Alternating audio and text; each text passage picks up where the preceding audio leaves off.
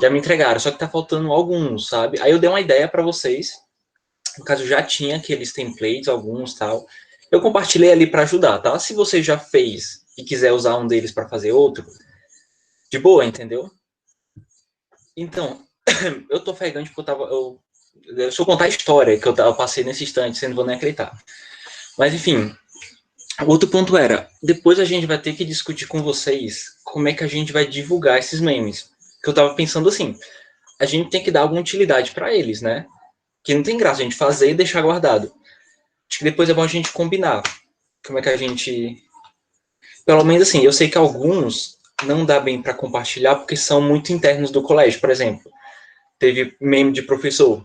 Eu tava pensando. E tem. Mentira que tem. No South BLV Memes. Perfeito, cara.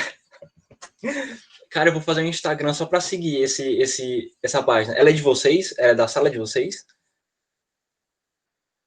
Caramba, eu nem acredito, cara.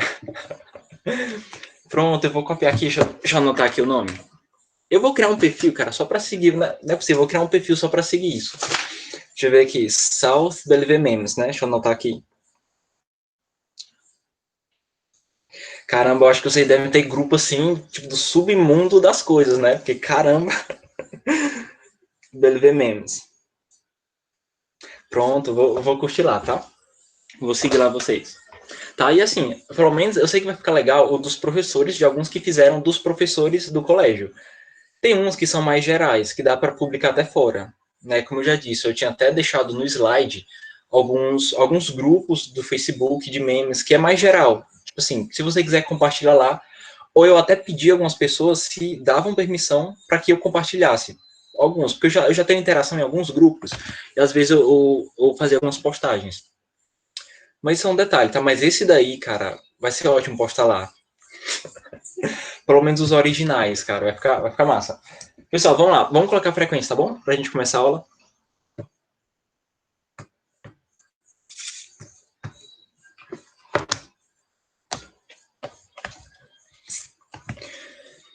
Pronto, pessoal, o que é que a gente vai ver hoje, tá certo? Hoje eu pretendo finalizar com algumas das últimas observações que a gente tem sobre o modo subjuntivo, tá bom? Que no caso a gente já fez as questões do livro, mas eu tenho só algumas observações baseado na gramática, tá? Que no caso, assim, a gente tem essa tabela lá na página 57, tá? Que a gente estudou, que a gente usa essas expressões para formar o modo subjuntivo e tal. Mas eu queria explicar um pouquinho melhor essa segunda coluna, tá bom? Vou até apresentar uma tela para ver se fica mais fácil. Aí depois, se tudo der certo, a gente encerra lá com o nosso plus, lá na página 61, tá? Inclusive, vai ser bom essa observação, porque eu estava olhando as letras de música que vocês me mandaram. Olha, a maioria, a grande, grande maioria, tipo, acertou em cheio, sabe? Pegou trechos das músicas que você tinha ali, de bem explícito, assim, o subjuntivo, ficou muito bom mesmo. Mas alguns deu um pouquinho de confusão, tá? E talvez essa explicação, ela ajude um pouquinho, tá? Nesse sentido, pelo menos em alguns aspectos, certo? Vocês estão vendo? Tá, né?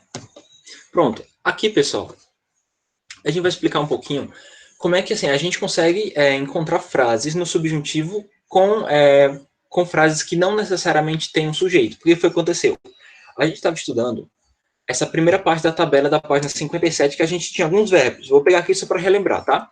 O verbo ask, tá? Que é o verbo pedir, tá? A gente estava construindo frases desse tipo, ó.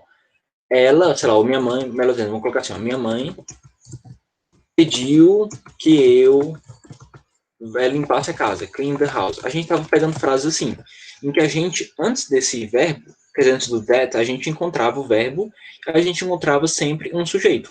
Tipo, minha mãe perguntou, minha mãe pediu, ele solicitou, ela quis, ela deseja. A gente pegou muito isso, tá? Essa segunda tabela são frases onde o subjuntivo acontece sem um sujeito claro, tá certo? Que no caso, eu listei aqui só algumas expressões, tá? Que tá no livro, eu não coloquei todas, porque não ia demorar demais. Mas em expressões que você não tem sujeito, também é possível você formar o subjuntivo. Por exemplo, a primeira expressão que a gente vê aí é essa daqui, ó. It's best that, tá? E a gente pode traduzir como é melhor que, tá? E aqui a gente tem aquela característica do subjuntivo, que é esse que aqui, né? Que ele pode ser omitido ou não, que ele, quando ele aparece, na maioria dos contextos, ele forma o subjuntivo do verbo. Por exemplo, vamos pensar uma frase em português mesmo com é melhor que. Por exemplo, é melhor que você estude para a prova. Então, it's best é melhor que you study for the test. É melhor que você estude para o teste, tá? E aqui a gente encontra a forma subjuntiva, né? É melhor que você estude, e não é melhor você estudar, né? É melhor que você estude. Pronto. Então, assim, a gente não tem um sujeito aqui. Eu estou simplesmente dizendo, é melhor que. Ele nem está aparecendo, tá? Então, a ideia é a seguinte, ele pode aparecer quando tem esse que, mas a gente não tem um sujeito no começo. Então, essas expressões, elas servem para isso, tá certo? Por exemplo, expressões como, é crucial que, se a gente pensar até em português, isso dá certo. Ó. É crucial que você chegue cedo. Então, it's crucial that you, né, que você chegue, get early. É crucial que você chegue cedo, tá? Eu estou usando aqui o verbo get no sentido do verbo chegar, tá bom? Porque o get ele tem vários significados, tá? Mas é crucial que você chegue cedo. De novo, a gente tem o that dando todo o suporte para a oração acontecer, né? E assim por diante, né? É desejável que a gente tem essencial que, por exemplo, é desejável que você you do your homework, por exemplo. Your homework. É desejável que você faça a sua tarefa de casa. De novo, a gente não tem sujeito. É simplesmente é desejável que. E a gente encontra bem aqui, ó, o subjuntivo. É desejável que você faça. Do mesmo modo, poderia dizer que não é essencial. É essencial que você faça seu dever de casa. Simples assim, tá? É só uma forma, um contexto um pouquinho diferente, mas se você parar para pensar, a ideia do subjuntivo, ela continua a mesma, né? Que é a ideia de você falar de um desejo, de algo que geralmente não é real, tá? E aqui eu estou expressando desejos, né? É melhor que, é crucial que, é desejável que, é essencial que, tá? Pronto, basicamente, sobre essa segunda tabelinha da página 57, é só isso, tá bom? É super simples, é só uma coisinha a mais, tá? Ficou claro para vocês? Tudo certo? Alguma dúvida, alguma pergunta? Alguma coisa que você não entendeu?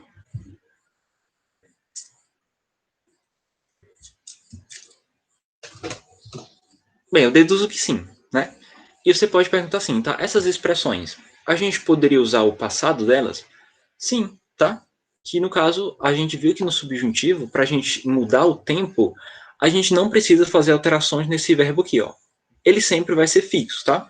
As alterações que a gente faz, ela tá no verbo, no primeiro, um dos verbos que estão antes do that. Por exemplo, aqui eu estou usando o verbo to be. É melhor que você estude para o teste. Eu poderia dizer assim, ó. It was. Lembrando que was é o passado de is, tá certo? Foi melhor, ou era melhor que você estudasse, tá? Ó, de novo, eu passei a frase para o passado, colocando o verbo to be no passado. E o verbo, que estava no subjuntivo, ele automaticamente se conjuga no passado, tá? Eu não preciso fazer nenhuma alteração. É como se o fato de ter o passado aqui já deixa subentendido que o estudar, né, o verbo estudar, vai ficar estudasse. Então, era melhor que você estudasse para o teste. E assim por diante. Por exemplo, é desejável que você faça o seu trabalho de casa. Eu poderia escrever assim, ó. Foi ou era desejável que você fizesse. Você nota que o verbo do, ele mudou de faça para fizesse e eu não precisei fazer nenhuma alteração dele, né? Ele mudou meio que automaticamente quando eu mudei o tempo da frase. Então, era desejável que você fizesse o seu trabalho de casa. E assim por diante. Por exemplo, é essencial que você faça o seu dever de casa. Bora colocar no passado. It was essential that you do your homework. E não you did. Você não vai mexer nesse verbo, tá? Você deixa ele normal, tá? E aí, pessoal, fácil, né? Essa é só a observação dessa segunda tabelinha. Tá? E aqui eu tenho a última observação. A última observação, que eu nem vou ler esse texto, eu vou deixar isso aqui anotado para vocês estudarem. Mas é o seguinte. A gente entende que o subjuntivo ele é formado com esse que, né? Esse que, ele aqui indica para a gente que o verbo vai para o subjuntivo. Mas a gente tem uma observaçãozinha para fazer, que inclusive foi o que eu observei em algumas letras de música, que você talvez pensou que tivesse subjuntivo, mas não tinha. Porque é o seguinte, o subjuntivo ele usa essa estrutura, tá? Ele usa a palavra que para formar, para que você forme aquele contexto do modo subjuntivo. No entanto, acontece alguns casos especiais, tá? É possível você ter uma frase que use o que e ela não esteja no subjuntivo, tá? Como é que eu vou explicar isso, tá? Vamos só relembrar uns conceitos básicos, tá? Conceitos do começo. O modo indicativo, ele indica certezas, tá? São ações que são certas. O modo subjuntivo é o contrário. São frases em que o contexto indica ações incertas.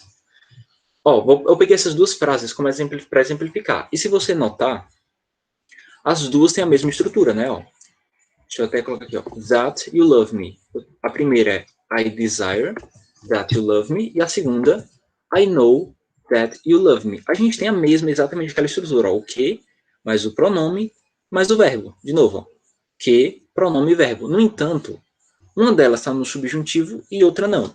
Se vocês, assim, só batendo o olho, tá? Aí, qual delas vocês acham que está no subjuntivo e qual delas está no modo indicativo? Vai para a primeira, essa primeira oração. I desire that you love me. Vocês acham que ela é modo indicativo ou modo subjuntivo? E a segunda? Vocês conseguiriam dizer assim, só olhando?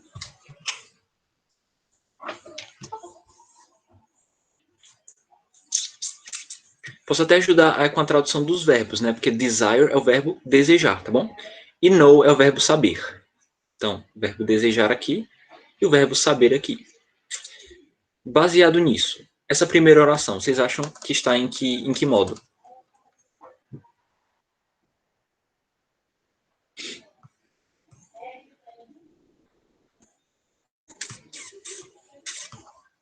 E alguma ideia?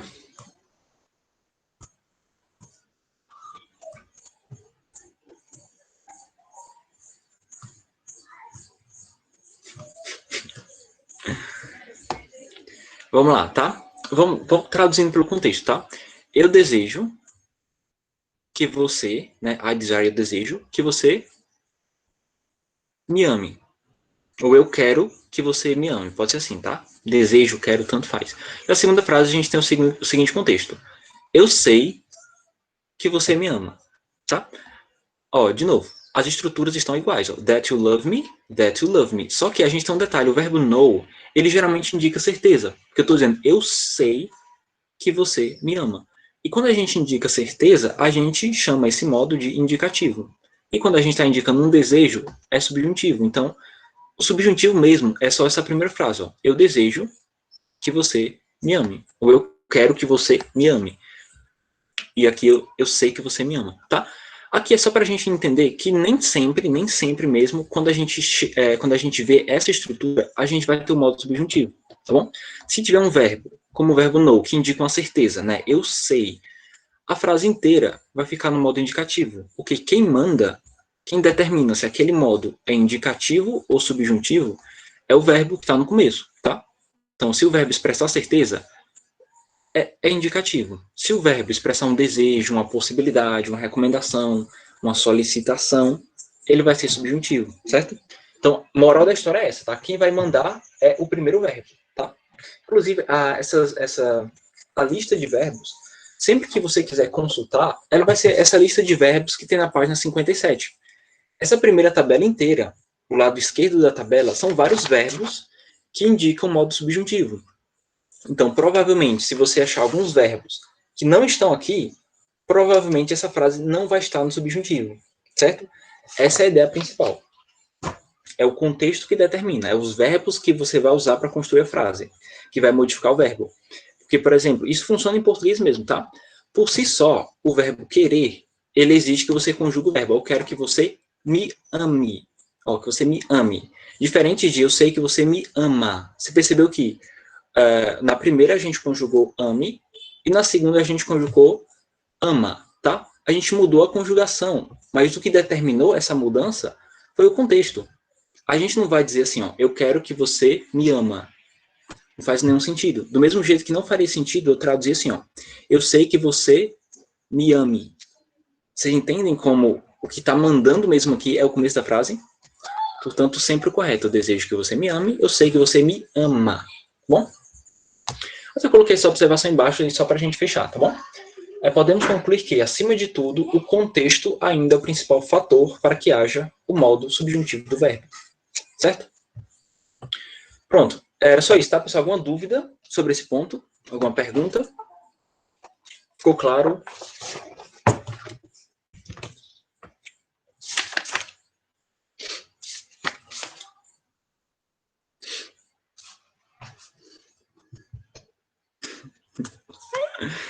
E aí, pessoal? Alguém tem alguma dúvida? Eu vou fazer o seguinte, eu vou fazer o seguinte contigo, Sara. Eu vou oferecer meio ponto para quem me tirar do vácuo. Vai valendo a partir de agora. Tá? A Sara já passou de ano para mim, tá certo? Imagina, hein? Aí sim, rapaz. Vamos lá, tá? Eu vou tirar aqui a tela, tá bom? Porque a gente não vai mais usar essa explicação, tá? A gente vai, pessoal, lá para nossa página 60, tá bom? 60 e 61 para a gente finalizar esse tópico. Pronto, vamos lá. Já lá para a página 60, que era da atividade. Ó. A gente tem esse tópico de production que a gente, obviamente, a gente já começou a fazer, tá? Foi a minha sugestão para vocês. Especificamente, o livro está pedindo um tipo de meme muito específico. Ele está dizendo assim, ó. Based on the meme above, né, baseado no meme acima, make up a situation at your school, ou seja, construa uma situação na sua escola e faça um meme divertido para os seus colegas, tá? Aqui é um meme especificamente sobre a escola, tá? Eu propus para vocês um meme geral, tá? Você poderia pegar um tema livre, tá? Qualquer tema que você quisesse criar um meme, para mim estava ok. Então aqui a gente nem vai fazer porque a gente já está fazendo, tá certo? Mas a gente vai lá para o tópico de plus, tá bom? Lá na página 61. E aqui é aquelas atividades, tá? De final de capítulo, onde a gente exercita a tua interpretação, tá? Onde a gente exercita o seu vocabulário. É aquela atividade que a gente sempre faz, né? Seu livro sempre traz. A gente tem a primeira coluna, com alguns conceitos, né, que foram ditos no capítulo, e a gente tem a segunda coluna com a definição. E a gente vai associar os dois, tá certo? Por exemplo, o primeiro fala assim, ó. Desculpa, o nome do tópico, né? Most common problems young people have been through nowadays. A gente traduz assim, ó. Os problemas mais comuns que os jovens têm enfrentado nos dias de hoje. Aí a gente tem a primeira coluna. Esse tópico 1, a gente tem a palavra anger, tá bom? Anger, tá? A gente vai agora procurar, quero que vocês, claro, comecem procurando. Anger, qual a definição de anger na segunda tabela? A gente pode fazer o contrário. Não, beleza, vamos fazer o contrário, eu acho mais fácil. Vamos para a segunda coluna e a gente acha a definição na primeira. Fica mais fácil, tá? Vamos lá. O primeiro espacinho diz assim, ó. A primeira bolinha. Feeling of non-involvement with other people, tá? Feeling, pessoal, quer dizer sentimentos, tá bom? Sentimentos. Então, sentimentos de non-involvement quer dizer de não envolvimento com outras pessoas.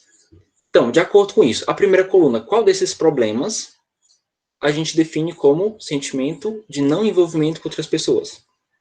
A gente tem anger, aloofness, insecurity, loneliness, illusion e depression. Qual é que vocês acham? Detalhe, esse vocabulário a gente viu lá no começo do capítulo, tá bom? Tá lá. Deixa eu ver qual foi a parte. Não, desculpa, a gente viu no capítulo passado, tá certo? Então, o que seria? Anger é raiva, tá bom? Raiva ou ódio, uma coisa do tipo. Aloofness a gente pode traduzir como indiferença. Insecurity tá meio que na cara, né? É insegurança. Loneliness é solidão. 5 é illusion. E o 6, depression, que é depressão. Então você acha que é o 4, que é solidão. Chegou perto, Sara, mas não é, tá? Não é. Aqui é diferente, não é estar sozinho, é o sentimento de não envolvimento. É como se você pensasse assim, ó, é aquela sensação que você tem de que as pessoas à sua volta, elas não têm nenhum envolvimento com você. Então você, para com essas pessoas, é indiferente. Porque você não entende que elas impactam na sua vida, ou que você impacta na vida delas. Então você não sente que a existência das outras pessoas tem envolvimento na tua. E isso a gente chama de indiferença, tá certo? Então, no caso, vai ser o 2, Sara. Vai ser o 2, que é indiferença, que é o sentimento de não envolvimento com as outras pessoas. Abaixo desse, a gente tem a seguinte frase, né? Solitude for or causing sad feelings. A gente pode traduzir assim, ó. Solidão ou sentimentos tristes. Isso tá mais fácil, tá? Qual desses tópicos?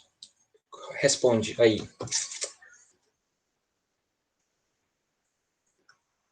Solidão ou sentimentos tristes? Exatamente. Loneliness, que é literalmente solidão. Isso aí, Sara, vai ser o 4. Número 4. Eu vou até colocando a ordem depois, tá? Então a ordem até agora tá assim, ó. 2 e 4. Abaixo a gente tem a seguinte frase, ó. Not confident about yourself or your ability to do things well, tá? Eu vou traduzir alguns para vocês. A palavra confident, que é a palavra-chave, né? Confident quer dizer confiança. Então eu nem vou traduzir o resto, tá certo? Not confident about yourself, yourself é você mesmo, or your ability to do things well, tá? Como é que a gente entende essa frase?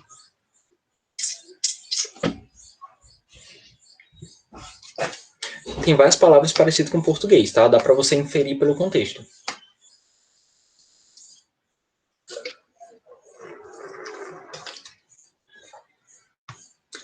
Três, exato. Isso aí, Gisele, 3. É o número 3. No caso, se a gente fosse traduzir ao todo, seria o seguinte, ó. É sem confiança ou não se sentir confiante sobre você mesmo ou sua habilidade de fazer as coisas bem. No caso, a gente chama isso de insecurity, que seria insegurança. Que esse, com certeza, eu acho que é o maior problema quando a gente é adolescente. Insegurança em todos os aspectos, tá bom?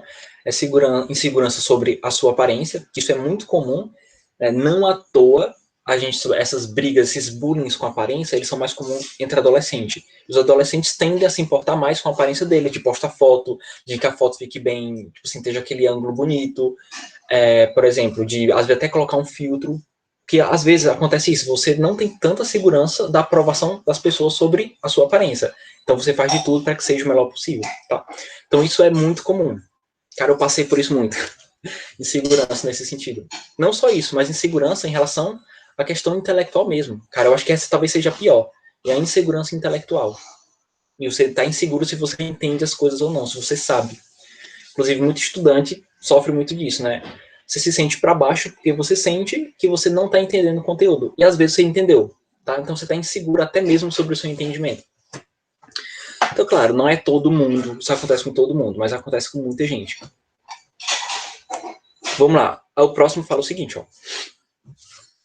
To become or make someone angry, tá? Eu vou traduzir aqui só o become, tá? Esse become quer dizer tornar-se. É o verbo tornar-se. Tornar-se... Deixa eu ver se tem outro. Não, tá? Vou traduzir só isso, tá? To become or make someone angry.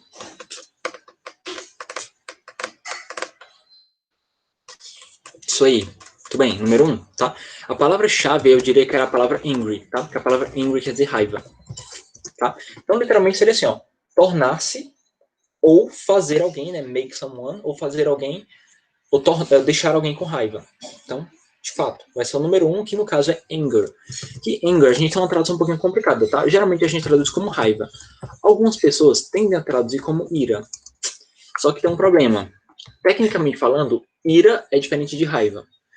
Vocês sabem a diferença. Vocês conseguiriam me dizer qual é a diferença de ira para raiva? Vocês têm ideia da diferença? Nem saberia dizer, é uma diferença muito sutil, tá? De ira para raiva.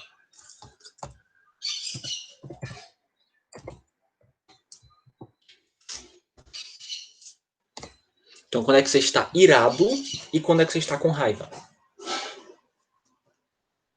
Inclusive, são conceitos diferentes, que é tanto que ira é até considerado um pecado capital, vamos dizer assim.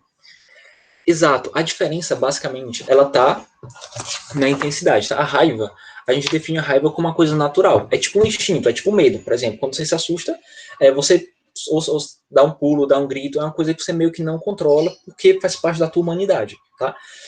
A raiva, ela é tipo o medo, ela é um instinto, por mais que não pareça. Muita gente não acha que raiva é uma coisa que você tem que controlar, mas não dá, tá bom? Por exemplo, você tá andando, você tá ali, você tá, pronto, super atrasado pro colégio, você tá ali com seus trabalhos na mão, porque você imprimiu agora, trabalho para tu passar de ano, e de repente, tu tá na frente da escola, tu toma uma topada, foi um dia chuvoso, tá? Tu toma uma topada, tu derruba os teus atividades no chão e elas ficam molhadas.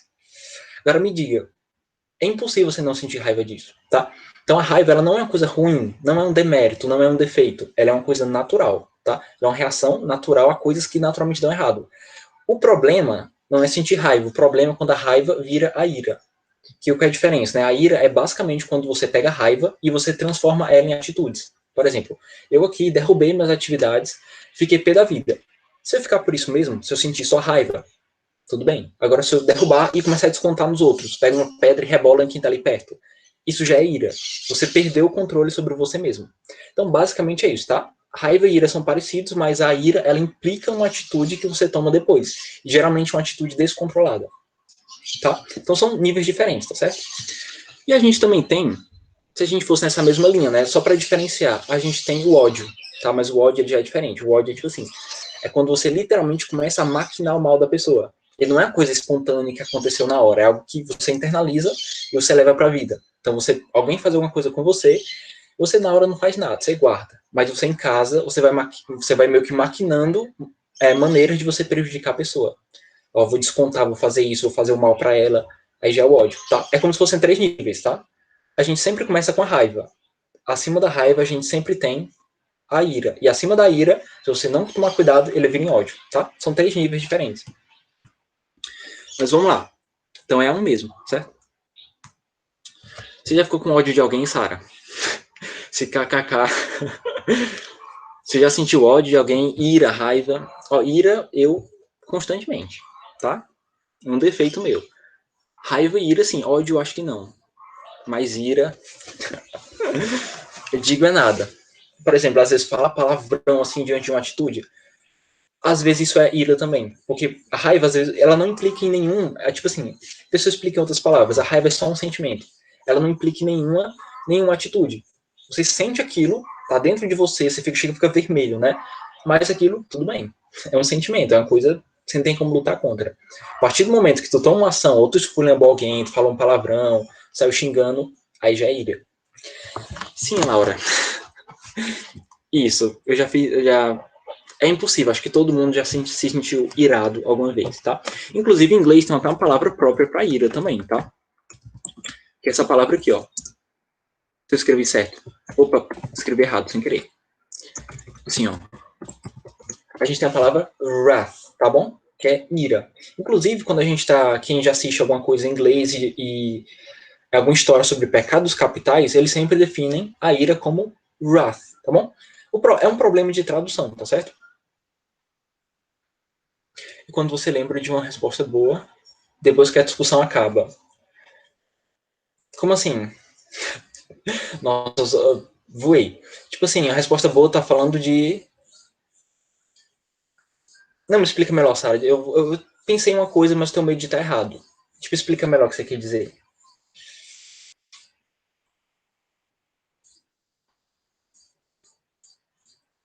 Ah, sim. Eu não sei se eu classificaria isso como ira. Pronto, ó, aí já é arrependimento, Laura. Arrependimento não é ira, tecnicamente falando. Ah, pronto, aí isso é ira, ô Patrícia, com certeza, tá?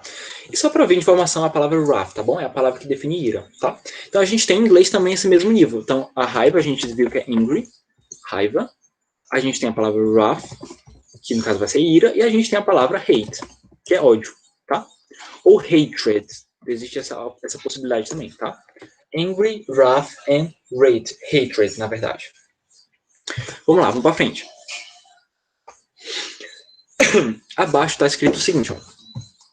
A serious medical condition in which a person feels sad and hopeless. Essa eu nem vou traduzir, tá bom? Tem muitas palavras que você vai conseguir inferir pelo contexto. Isso aí, Sara, número 6. tá? Se a gente fosse traduzir é o seguinte, ó. A serious medical condition. Aqui já tá de cara, né? É uma condição médica séria, ou seja, aqui tá falando de uma doença, especificamente, né? In which a person feels sad and hopeless. Em que uma pessoa sente-se triste e sem esperança. Né? Hopeless quer dizer sem esperança.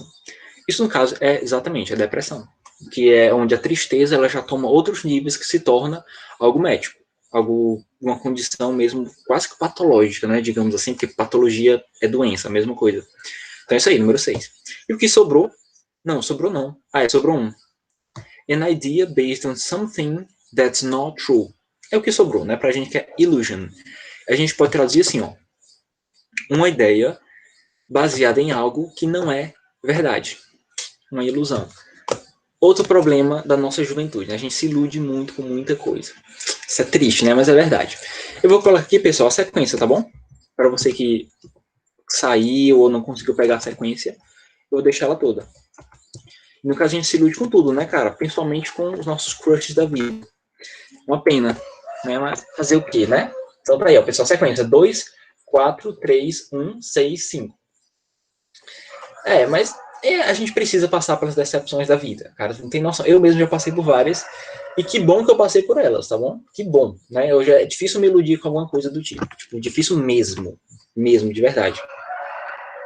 Então tá aí, pessoal. Vamos lá. A gente tem, para tipo, encerrar o capítulo mesmo, a gente tem aqueles aspectos culturais, aquela coisinha que o livro traz pra gente comentar sobre cultura e sobre coisas do tipo, certo? Os aspectos culturais aqui, eles falam especificamente sobre os jovens americanos, tá bom? São características culturais da juventude americana.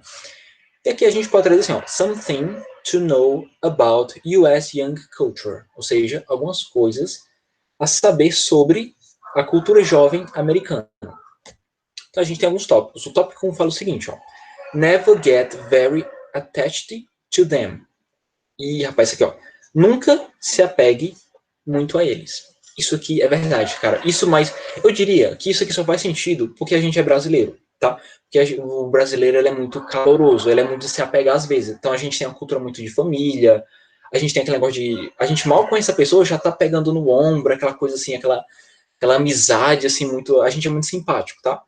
E para as outras culturas isso é muito estranho, porque eles entendem que eles não querem se apegar a você, eles não querem se apegar, eles não têm muito esse contato, tá? Então, não se apega, eles não acham que você é amigo deles logo de cara, né? Aqui é muito fácil tu fazer amizade. Cara, nos Estados Unidos, não só nos Estados Unidos, mas na Europa também, tá? Na Europa, principalmente, que a cultura deles é muito mais de distanciamento. Eles não são tão simpáticos quanto você pensa, tá? Embora eu diria que isso tem mudado, que eu acho que assim, se você fosse comparar a cultura americana, esse jeito de ser americano, com o europeu, eu diria que são níveis totalmente diferentes. Americano ainda é mais amigável do que europeu. Inclusive, isso com o tempo virou até um estereótipo de americano, que americano você não pode chegar muito perto, que ele é chato. Mas, cara, se for comparar com o europeu, o americano é até gente boa, entendeu? Ele é um cara até simpático, se eu comparar, por exemplo, com o alemão, que a cultura dele é, tipo, super fechada, né? Vale por quê, Laura? Você conheceu alguém? Você pode até conhecer alguém assim, um americano que é simpático. Como eu disse, parece que isso tem mudado um pouco.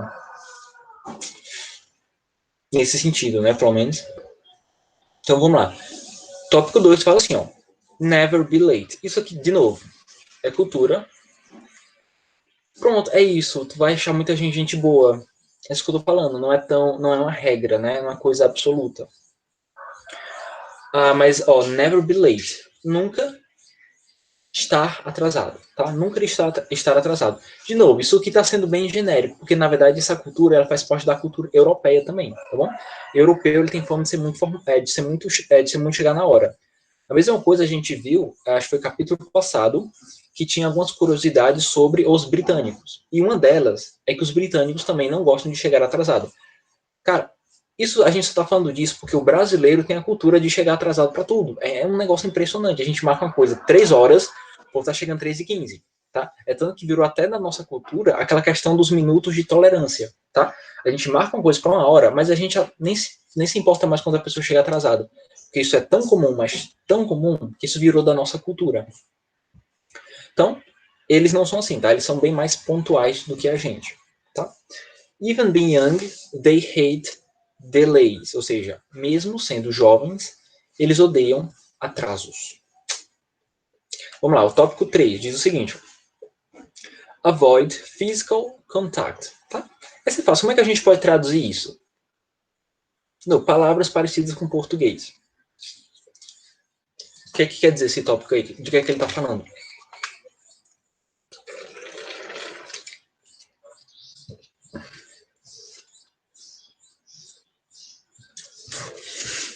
Avoid physical contact.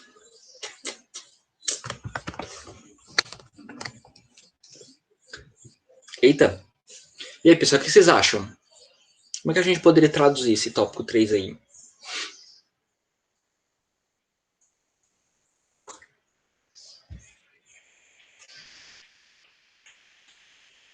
Valendo meio ponto. Vamos lá, valendo meio ponto. Qual é a tradução desse tópico? Isso, Sara. Evitar contato físico. Exatamente, porque a gente vem do verbo avoid, tá? O verbo avoid é o verbo evitar. Embora o verbo help, que é o verbo ajudar, ele também possa ser o verbo evitar às vezes, tá? Mas depende um pouquinho do contexto. Mas geralmente é isso, é evitar contato físico. Coisa que também é um conflito da cultura americana com a nossa, porque a gente é muito de chegar perto dos outros, né? Brasileiro já chega apertando a mão, já chega aquela coisa toda. Americano, né, já não tem essa intimidade toda, tá? E diz assim, ó, a explicação do tópico, né? It takes some time until they trust you and don't think you are a psychopath. Ou seja, toma um pouco de tempo, ou seja, leva tempo para eles confiarem em você e acharem que você não é um psicopata. Eu achei a palavra psicopata forte, mas eu já vi alguns canais no YouTube que eu acompanho que falam sobre cultura americana, eles falam muito disso, eles acham isso uma coisa meio fora da normalidade, essa nossa atitude de brasileiro de ser muito simpático, tá? Então isso na perspectiva americana, isso é um problema, tá? Aí só pra gente finalizar, tá bom? Já deu a hora. Fala assim, ó, so take it easy and don't touch them very much, ou seja, leva numa boa, né? Vai com calma e não toque eles demais. Ou seja, primeiro vai na conversa e depois o contato físico, certo? A gente tem a segunda parte, tá? A gente vê a próxima aula, o tópico 4, 5, 6 e o 7. Certo? Então, até lá, tá bom? Até a próxima semana. Próximo mês, no caso, né?